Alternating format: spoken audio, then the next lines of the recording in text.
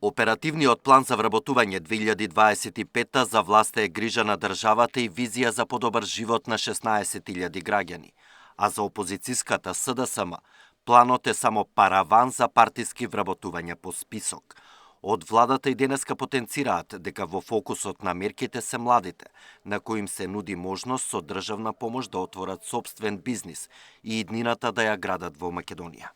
Поддршката за самовработување која опфаќа 3 категории, ова што може да го погледнете тука, е за невработени лица до 29 години, која според проекциите има опфат од 720 лица, а финансиската рамка е 615.000 денари неповратни средства. Втората категорија, замолувам за вториот слайд, се невработени лица над 29 години, која опфаќа 610 лица, а овде финансиската рамка е 430.000 денари неповратни средства.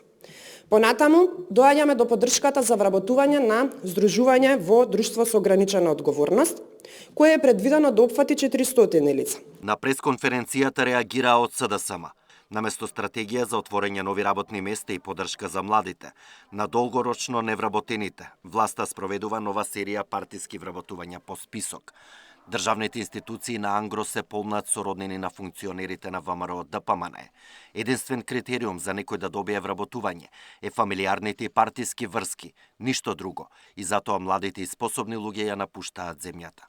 Младите не веруваат во пиар обланди и затоа се иселуваат, а граѓаните препознаваат дека зад секој наводен конкурс се крие веќе определено име со партиска книшка од ВМРО ДПМН, стои во реакцијата од опозицијската партија. Александар Динев, Сител телевизија.